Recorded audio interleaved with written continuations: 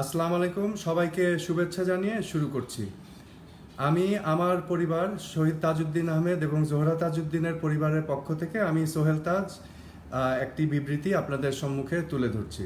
Sitara center for Tajuddin Ahmed research and অ্যাক্টিভিজমের উদ্যোগে অনুষ্ঠিত হয় ভার্চুয়াল আলোচনা।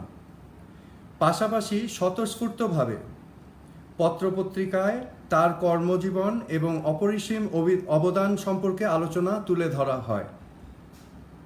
অতি দুঃখের সাথে আমরা লক্ষ্য করলাম যে কিছু স্বার্থান্বেষী মহল অসৎ উদ্দেশ্যে এবং বিভ্রান্তি সৃষ্টি করার লক্ষ্যে অপচেষ্টা চালাচ্ছে। তারা বলছেন তাজউদ্দিন আহমেদ তার দেশপ্রেম এবং দেশের প্রতি তার অপরিসীম অবদান নিয়ে আলোচনার অর্থ নাকি বঙ্গবন্ধু শেখ মুজিবুর রহমানকে নিয়ে কটাক্ষ করা। উল্লেখ্য যে আমাদের জানা মতে বাংলাদেশের প্রথম প্রধানমন্ত্রী তাজউদ্দিন আহমেদকে নিয়ে স্বতঃস্ফূর্ত যে সকল আলাপ আলোচনা ও লেখালেখি হয়েছে সেখানে জাতির পিতা বঙ্গবন্ধু শেখ মুজিবুর রহমানকে নিয়ে কোনো ধরনের কটূক্তি দৃশ্যমান হয়নি। বঙ্গবন্ধু জাতির জনক, তিনি জাতির পিতা, এই নিয়ে কোনো সন্দেহ বা বিতর্ক থাকতে পারে না, অবকাশ নেই। বাংলাদেশ এবং বঙ্গবন্ধু অবিচ্ছেদ্য। যতদিন পৃথিবীর বুকে বাংলাদেশ থাকবে, ততদিন বাংলাদেশ রাষ্ট্রের স্থপতি এবং জাতির পিতা হিসাবে স্বর্ণোজ্জ্বল আলোয় তিনি আলোকিত থাকবেন। আমরা খুবই বিস্মিত ও দুঃখিত হলাম যখন শাহ আলী ফরহাদ নামের এক ব্যক্তির সামাজিক যোগাযোগ মাধ্যমে স্ট্যাটাস আমাদের নজরে আসে। এই বিবৃতির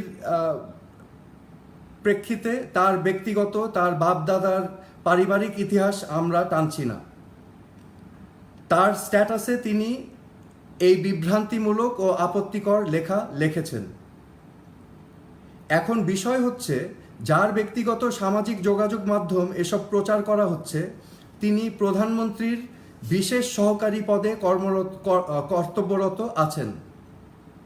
স্বাভাবিকভাবেই জনমনে প্রশ্ন আসে, এটা কি তার ব্যক্তিগত অভিমত এবং প্রধানমন্ত্রীর কার্যালয় কি এ ধরনের মতামত সমর্থন করেন? আর যদি সমর্থন না করেন তাহলে আমরা আশা করব প্রধানমন্ত্রীর কার্যালয় থেকে এই মর্মে একটি বিবৃতি দেওয়া হবে অতি সত্বর। এছাড়াও যদি এটা কোনো ব্যক্তিগত অভিমত হয়ে থাকে তবে প্রধানমন্ত্রীর কার্যালয়ের খতিয়ে দেখা উচিত এখানে তার কোনো ব্যক্তিগত অসৎ উদ্দেশ্য আছে কিনা, কারণ এসব উস্কানিমূলক কথাবার্তা তারই ইঙ্গিত দেয়।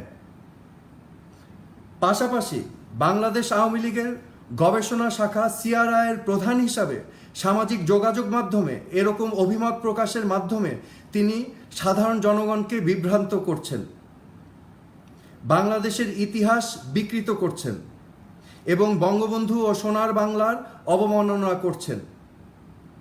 আর যদি আসলেই ইতিহাস নিয়ে গবেষণা করতে হয়, সঠিক তথ্য উপাত্ত সংগ্রহ করে ইতিহাসের কাছে যেতে হবে।